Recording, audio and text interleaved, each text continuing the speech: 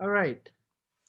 All right, Carl, thanks for taking the time to join me this evening in Houston, Texas. We're in the central time zone. It's about 7 p.m. here on our Thursday, the 15th. So, Carl, thank you for joining me to just, it's a session I call Ask Me Anything, right? So Right. it's really intended for us or for me to ask you anything. Well, I'm happy to be here. So yeah. And the intent really is for us to kind of capture some of your expertise and make available to the students that are either on the TiE University platform in the community website, or students who are looking to be part of the TiE University ecosystem. And as you know, TiE is a global organization, and our we have 5 pillars. One of them being around education and promoting entrepreneurship or fostering entrepreneurship is the mission of TiE. So, my role in this is really just trying to engage and support college entrepreneurs. Mhm. As we've shared many times, it's so important for us to be proactive in helping our college entrepreneurs. So for this session, just to give some bounds, I'll still like for us to kind of, you know, talk about co-founders, right? I think it's so important for entrepreneurs who are starting their ventures or their projects, finding that co-founder. It's such an important thing. So I still like to focus on people. If Mhm. and you've worked with, in your career history, you worked with a lot of people. So how about we start off with kind of just who you are, Mhm. what have you done, what do you want to do, and then I'll ask you some questions around finding your co-founder or even bringing in people, investors in your business. I'll ask you those questions as we go on. But Carl, tell us a little bit more about you. Absolutely, absolutely. So I'll try and keep it brief because with this gray hair, I've got a few years of experience since we're focusing on college folks. I studied economics as an undergraduate and went directly into my MBA, where I concentrated in entrepreneurship and information systems. And this was a long time ago. That was 1985. I got my MBA. So I'll let you do the math on that. It's been a while. And I started working for a large consulting firm, then got hired away by a large financial institution, now part of Chase. Eventually, my family twisted my arm to come work for the family business, which was an industrial distribution company. So I learned a lot more about really more about entrepreneurship and running smaller businesses there. And I'll kind of yada, yada, yada. Between, the late 90s till 5 years ago, I've started a couple software companies, worked for other people's companies, did consulting, a little bit of investment banking, and ended up at a regional consulting and accounting firm, and was working with them and I think that's where you and I met, Ravi, through TiE at the time. Since then, I've left that firm and started my own company, Abunden, which was initially consulting, and about a year and a half ago pivoted into software as a service. And so that's where I'm at now, offering software as a service based on the tools I was using in consulting. And got a vision of building a kind of an app that lets you have a business coach in your Mhm. pocket 24/7, always available. So that's the vision. That's kind of what we believe at Abunden. So that's a hopefully not too long-winded history Yeah. of Karl. Well, I'm surprised to hear you said your degrees, and you said entrepreneurship, and then you dated it back in the 85, 1980s, 85. Uh, did they have entrepreneurship as big of a topic as it is today, or? Yes, we had Rice. I went to Rice, both undergrad and MBA. And we had a gentleman who got his PhD, ended up in economics, and then was doing work with one of the early roll-ups. Houston is actually, the center of roll-ups. That's where they really started. And he got involved early, made a lot of money, and actually endowed his own chair at the university.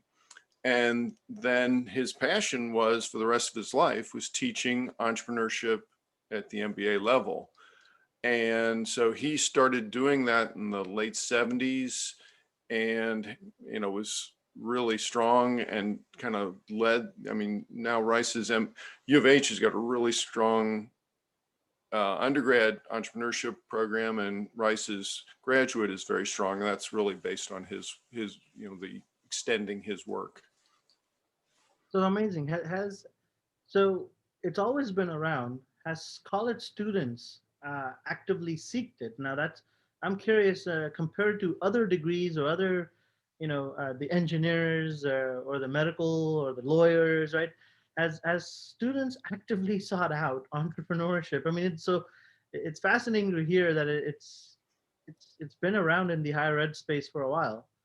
So any thoughts? Just pick your brain here. I mean, it was definitely a very small. I mean, we'd had probably about 20, 25 people in that program, when I was there. So it wasn't huge, but we had in the second year of the MBA program, the one semester was about buying a business, and the other semester was starting a business. And and we had prizes each semester. There were prizes for being the best, and so yeah. That's pretty. I mean, and that's a small class, right? Today, I think the business department have grown now, Right. hundreds, and even so, Rice is as a private school, it's still, but it's still a lot of hundreds of students. So that's great to hear that in some fashion it is evolving. So you're trying to put the business coach in the pocket. Are you somehow saying that we need to scale up entrepreneurship education in some capacity? What's the purpose behind that? Why is that important? Right. So let's say, just make up a person, Sam. Sam starts a company. They've got some experience in a particular area or passion, and so they know the product, they know how to sell it. That's fantastic. And they start doing it. And at first it's maybe just them or one other. And then it's going well. All of a sudden now they've got 5 people, but they're still very hands-on. They're touching everything, and that's working great. And so they grow some more. Now they've got 10 people. And all of a sudden now they've got 20, 40, however many people, and they can't touch everything. They're one person. They only have so much time. And if they try and touch everything, which has made them successful, it's very reinforcing that they've, but now they have to delegate. So instead of touching everything, they have to let everything go. And that's a huge transition. And my experience over the past 30 years is been working with these companies with between 10 and 100 people. And somewhere, depending on the industry, it varies a little bit, somewhere in there, you kind of hit that ceiling. Like, unless I change how I'm operating, I can't keep growing. And I've seen many, many companies stall at that point. And I've had the good fortune to work with a number of them that were stalled, but we were able to make that transition and then double their sales within 2 years. And so, and it's kind of that business coaching thing. And so for me personally, great, 6 companies in, I don't know, say 12 years, that I've worked with that have had the success. But I see so many other companies that are having similar problems, and they're like, Karl, I love what your approach, it all sounds great, but I'm struggling to get by And, you know, even if I wanted to, I just can't afford you. Hmm. And so to me, it's like, well, the technology is there. Right. So let's help more people.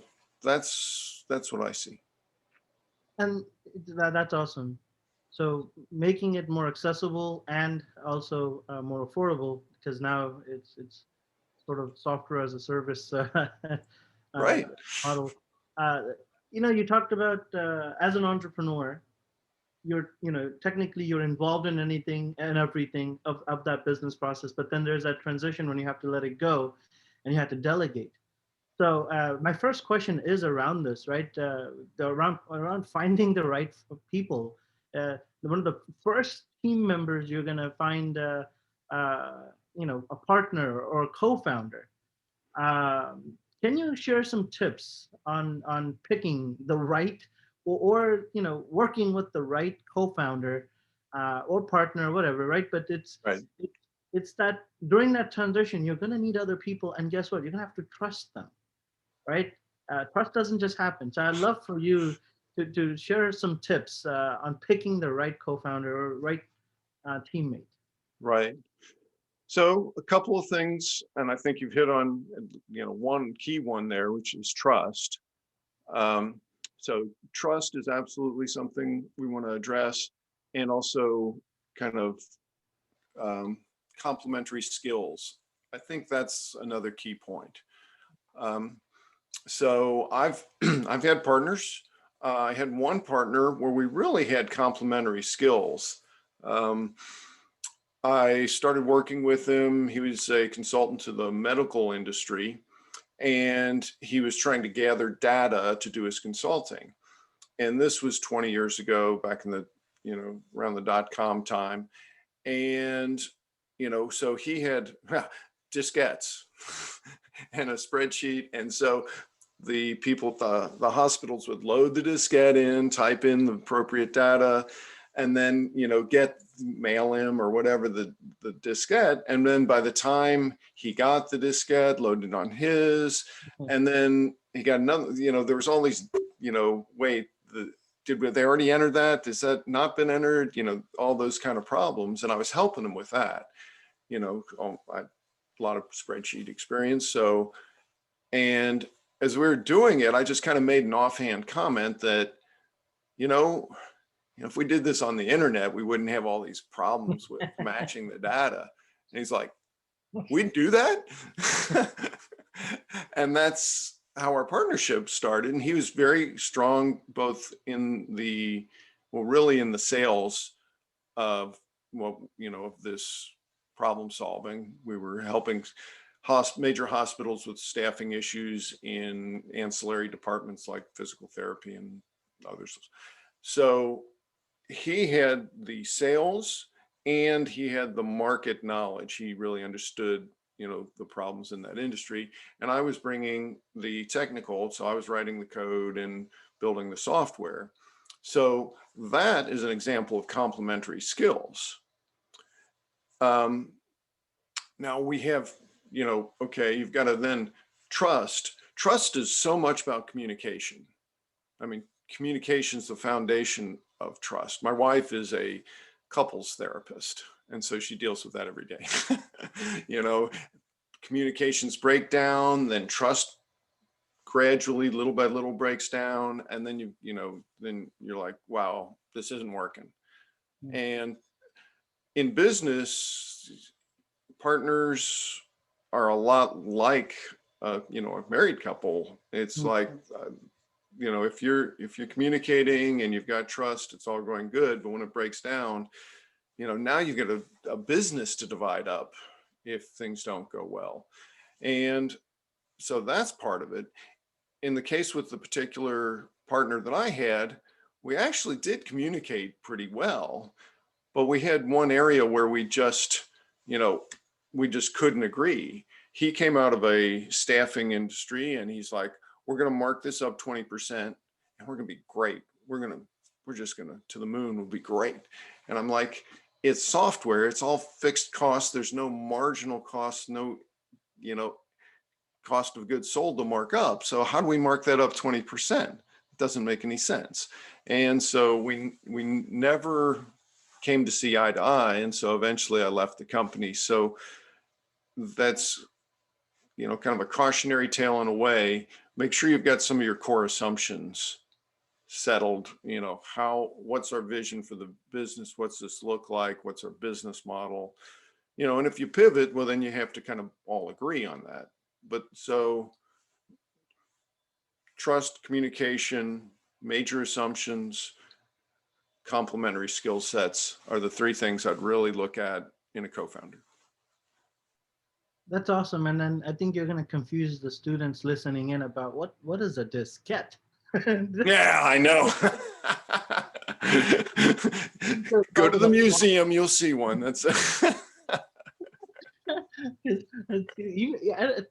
all of these students are born in the age of the internet, right? They like it would be hard for them to imagine a time when you had to actually, take the CD out of a CD player. Like they've always had the MP3 players, so but they only hold 12 songs. I know. Oh, exactly. But Exactly. I love that example of complementary skills are so important, and this is where sometimes college students don't really understand groupthink, right? They don't think about just when they, and this is young people always go and they'll find that one person that everybody gravitates around, and that one person's opinion is kind of the opinion of the group, and they don't really like to explore further out. In my opinion, when it comes to entrepreneurship, they'll stick to that only. If they listen to one influencer, they'll only stick with that one influencer, right? They don't actually think outside of that little bubble. But I think it's so important to find other people of different backgrounds and different skills, as you said, because in the long run, that's going to help you. It's kind of like bread and butter; they go well together, right? Right. Two slices of bread or two Yeah. scoops of butter alone is not good for you either way, but together. Together it works. Yeah. so, Exactly. but speaking of trust, you know, at some point companies need money, and money comes in different forms, but typically for startups or the tech startups, it's all about finding that investor or bringing in investors. What are some key factors to bringing in investors into your startup? Thoughts on, Right. not just co-founders in the company, but those who are financially supporting the company. I'd like to know Right. if anything Yeah. if it's there. So, I've started up several companies. So one of the, problems is, wow, I like to eat. I've got this habit. I eat almost every day, and that costs money. And how am I going to eat? And so getting the money becomes, wow, that's really important. That's a big priority. Maybe I've got some savings, or I'm working part-time job, or, whatever.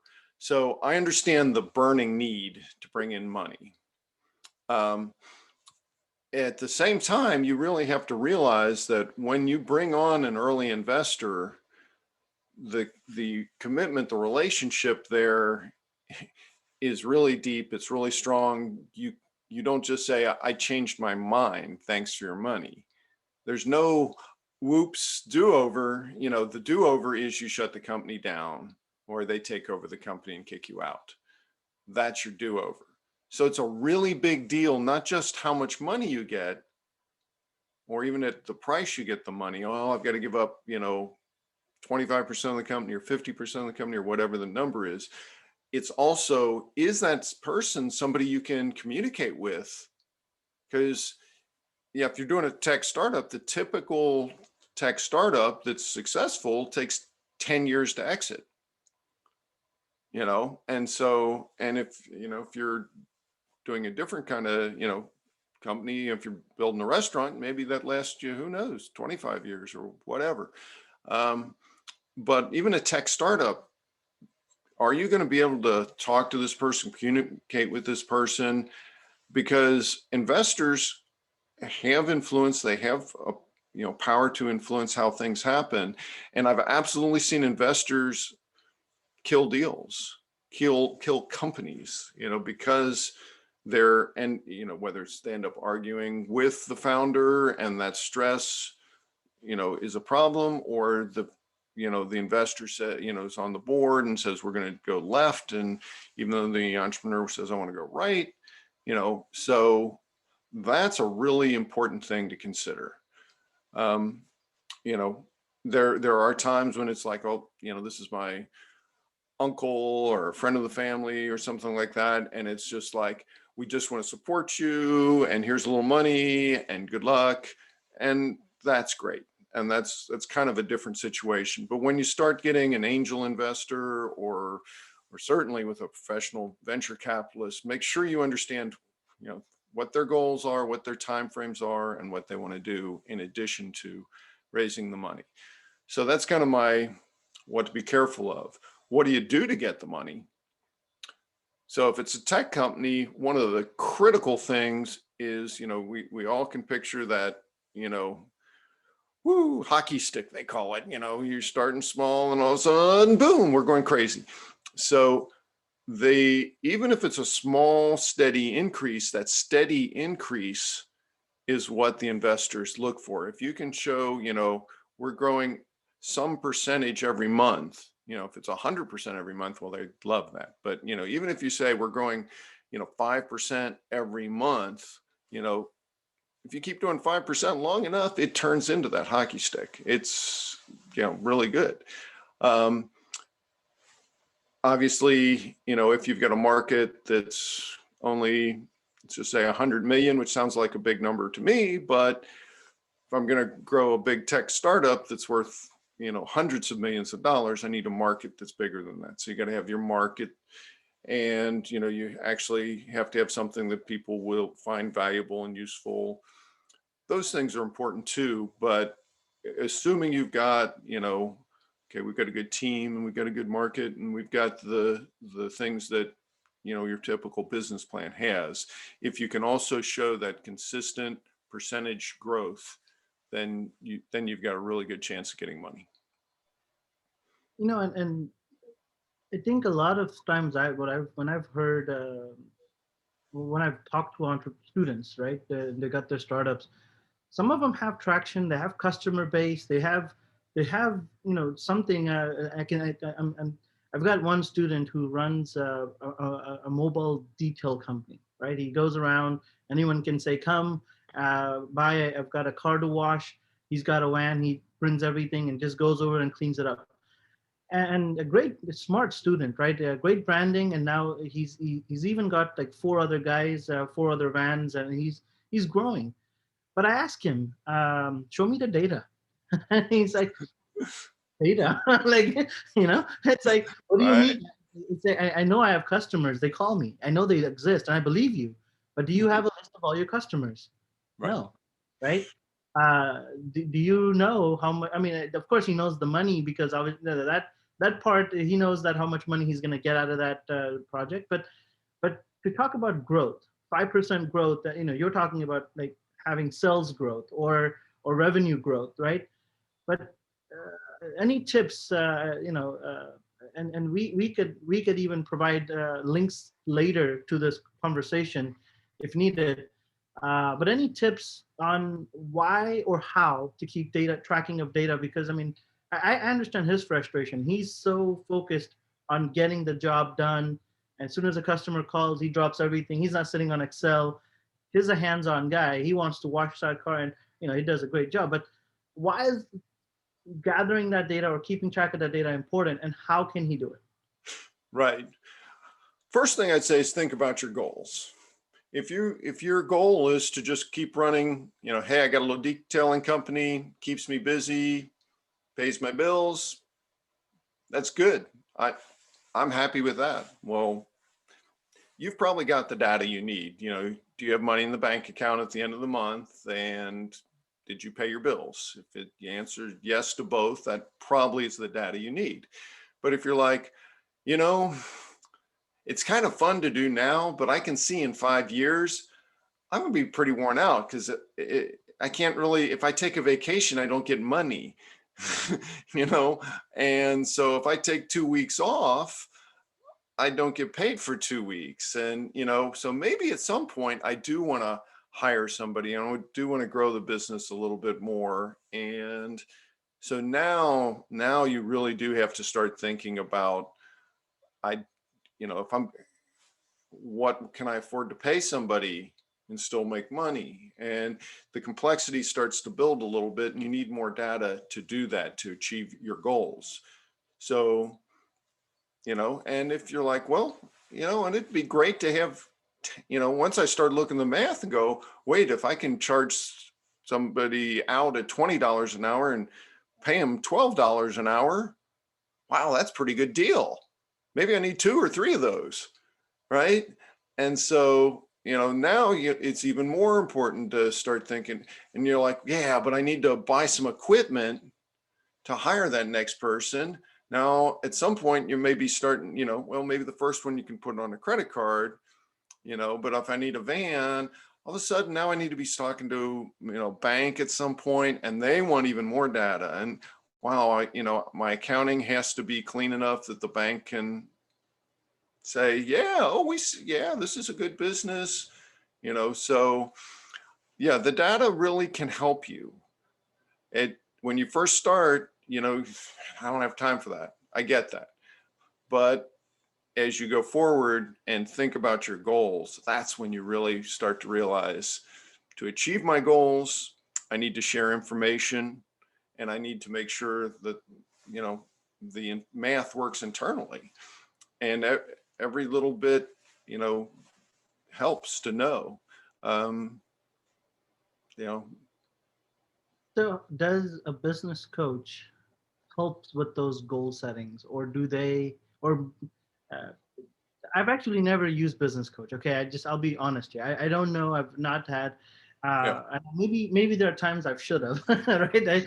Maybe I should have had somebody to go bounce ideas off of. Someone who knows what my business is. Someone who knows what stage of the business I'm on. Right. yeah. And usually, uh, TiE mentors offer that coaching. But let me backtrack. What does a coach or a mentor supposed to do? Like, Mhm. give me the job description there. Right. So, I kind of use the term business coach loosely. Hmm. Um, you know, it could be somebody that says, hi, I am a business coach and I will coach you to achieve this objective. Just like a sports coach, I'm training to run a marathon. I need a coach to help guide me through that process. So, that's kind of a pure coach. But a lot of times I'll see CPAs who are very consultative, and they'll say, have you thought about this? And have you tried that? And it could be, a lot of different roles, people who are trying to, they've had their business for a long time, trying to sell it. Maybe they've got an exit planner who's going to say, we're going to guide you on the steps to successfully reach this goal, or a sales coach, very, more focused on one part of the business. So, um, but yeah, really a coach should help you to get over challenges, hurdles that you've got to reach your goal. And maybe even help you, kind of clarify your goal. Well, I want to do great. Well, okay, what does that look like? And, kind of walk you through that process. So that's what I think of when I think of a coach. That's great. I mean, uh, I'd never actually realized that until you said it, that the best athletes in the world, they have coaches, right? There's somebody who's looking from the outside, providing perspective, because so often entrepreneurs are so focused on what they're doing that they don't necessarily think about getting a perspective from outside, and that's so critical because that can be sort of a fair, unbiased, like, hey, I know you love this, but it's not working, right? Or hey, look, it's working, but based on my experience, you should do maybe try this or try this and help. So that's fantastic. So what have you seen as the reasons that these startups fail? Like, what advice would you give to someone who's hasn't started a company yet, or but it's very driven? They're in their schools, getting this education. Reasons why young startups fail. As a coach, what have you seen? So you know, one of the first things about a business is you're helping somebody solve a problem. If you're trying to sell somebody, you're like, you know, hey, I've got a t-shirt. And they're like, so what? I got a t-shirt too, so I don't care. Now, but you've got to find, if you're selling, which is a core part of starting any business, is you've got to identify a problem that somebody's got. And maybe their problem is they're going into, you know, the sporting event, the football game or something, and they don't have something on their t-shirt that's got their team name on it. And man, that would feel great to support the team. And wouldn't that be fun? So there's the problem that, here, look, my t-shirt solves your particular problem. And, you know, obviously it's pretty simple example, but if your business can't identify particular people with a particular problem, you might have a challenge. I've seen a bunch of companies that are like, I think I know what the problem is. And maybe they do, but sometimes they're like, I think I know what the problem is, but I haven't gone and talked to people that actually have the problem. But when they do start talking to people, the cheapest way to do it is, before you start the business, is to go talk to some people and say, hey, tell me about what what your situation is. And, you know, well, is that a problem? Oh, it is. Okay. Well, would you pay whatever, $100 to fix it? Well, $100? Well, no, that's not that big a problem. I mean, it's a problem, but so you can go do interviews and save yourself a bunch of time. So if you're like, I want to be an entrepreneur and I've got an idea, that's fantastic. That's the first step. Then, man, go do your market research, go interview people, and then you find out. And if that doesn't work, that's okay. You'll have another idea. Go talk to somebody else. And just in talking to people, you find out what their problems are. People usually tell you their problems. Sometimes you don't want to hear them, but people tell you problems. If you sit and talk with them for a while. And, as a student, maybe you're like, hey, Mr. Business Person, I'm a student, I'm doing a little research project for school. And can I just sit with you for, 15 or 30 minutes and ask you a few questions for my research? Not everybody's going to say yes, but maybe, some people will. And ask them a few questions about their problems. And you'll find a problem that you can solve. Karl, that's awesome. In fact, as I think back, the number of times students have asked, if I were to say, okay, who's your customer? They would say everybody. Everybody needs my product. Is that really, like, does the entire planet need your product? I've got 8 billion customers. And it's like, and that not having a clear target or definition of the customer and the problem that you're solving for that customer, I mean, that's spot on. That could really just, for young startups, that really is, a big hurdle. Now, if they figure it out, they can save the company and pivot from it. But that's great advice there. So as I was thinking, as you were talking, I was thinking more about, what you're doing with the mobile app, and now I'm curious to know how far. So this is one more startup baby you've gone into, right? So you've had other projects, other companies. Tell me, what stage are you at this one, and where do you like to be, and really, would you be interested in getting some interns or something? Can you put out a call and say, look, I need this or this and this expertise, and then let's see if we could find you some interns to work with you here, or maybe potential co-founders, right? I'd love to know where you at and what your needs are. Right. So software is a service company. And so we put together one set of tools. They're not, you can run it on your mobile phone and you can run it on a computer. It's just a web application. but it's designed right now, it's actually designed to help coaches, business advisors. It's tools to help business advisors help these companies that are trying to go from I touch everything to I delegate. And so it's at this stage, I've got the vision of where we're going to be, but this is a product that we can sell right now. It was far less complicated to develop, and then but it gives us the platform, so we get some revenue from that we can then reinvest into the next stage. So we'll do something that's a very basic, have a very specific thing we're going to help people on with delegation. And so then once we start to get feedback and experience on that, we'll start adding on, and it'll answer more complex questions. Hopefully, the plan is to go from, just tools to kind of a robotic process automation, and then to a simple machine learning, to a more complex machine learning. And then it looks like a kind of full on, AI, not to be too technical, but that's kind of the path. So right now we're selling product that we've developed and, generating revenue and growing the company. I'm going to put you on the spot. Who's your customer?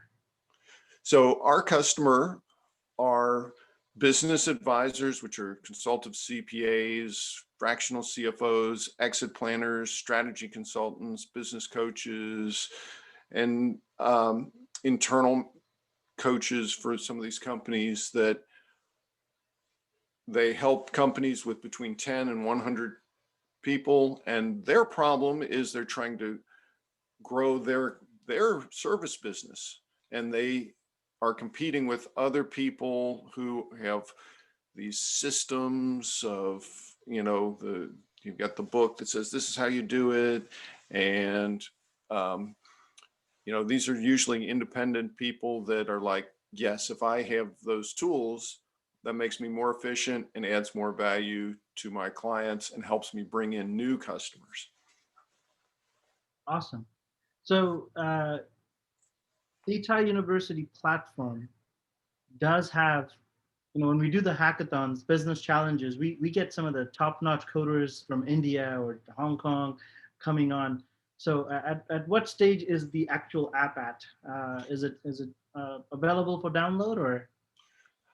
So, technically it's a web tool. So you don't have to go to the Play Store to get it.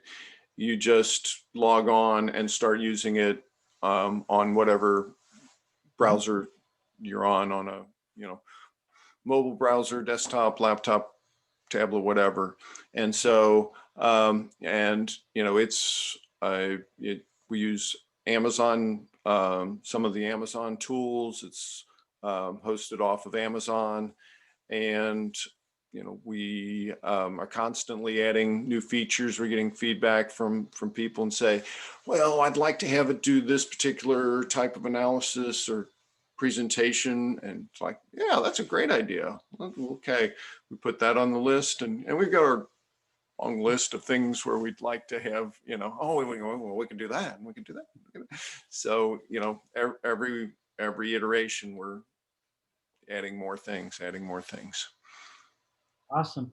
So I apologize, so I'm sitting where the Texas sun is setting, right? So I've got this little bar in the window, so it's on my face. I can't get rid of it. But it's a beautiful sunset, I got to tell you.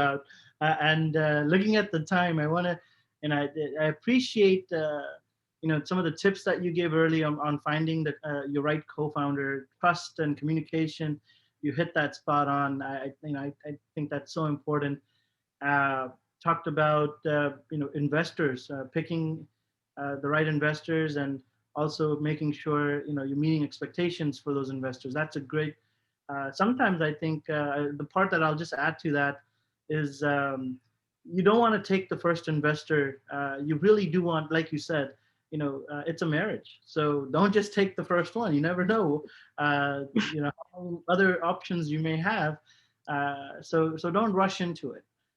Don't accept money from strangers, right? Right. Really make sure that you know who you're getting that money from, and what you're giving up on your company. That's great advice there. Uh, and then you also shared about reasons why companies fail. Great at I think if you don't know your customer and you don't know what problem you're solving for them, well, that's probably a good giveaway. You don't know what you're doing yet. So great advice there. I love to see.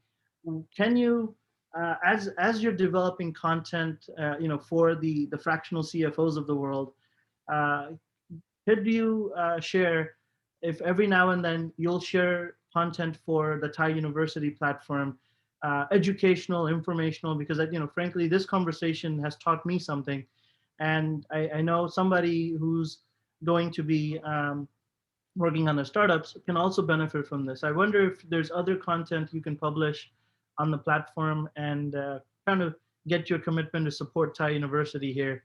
And knowing, you've engaged with us, this today is the day. Uh, I'd Right. love to loop you in for the future. That would be great. I think there's always more to learn, and these discussions are great format for sharing it. I think we didn't get a lot of questions from the audience today, but I think it's a great opportunity for people who want to ask specific questions about what they're going through. So would love to do this again, and see how we can help. Awesome. And then everybody, so look for Karl Maier, Maier. He's on the platform, and you can request on his profile, there's an appointment button. And I'm assuming right now he didn't set up his appointment, which means he's available 24/7. Got to work on that. I'm going to work on that. Send him a note and let him know that if you like to just pick his brain, by all means use that appointment tool in the platform and send them a message. And Carl, you get to choose if you want to accept it or not. But if it says TiE University, please do take care of that student. And by the way, some of them are PhDs doing some amazing things. A team out of Canada that won the competition around alternative textile. You're gonna. Some of these students are amazing, amazing solutions to the world's biggest problems, I think. So you're going to enjoy spending your time with the TiE University community. And I thank you. Thank you so much for your time today. And Sure. thanks for sharing the tidbit information. They're very helpful for me. So with that, I'd like to kind of sign off, but I appreciate Karl Maier, TiE Houston board member and CEO of Abunden. Yeah. Thank you so much. Yep. Thanks, Ravi.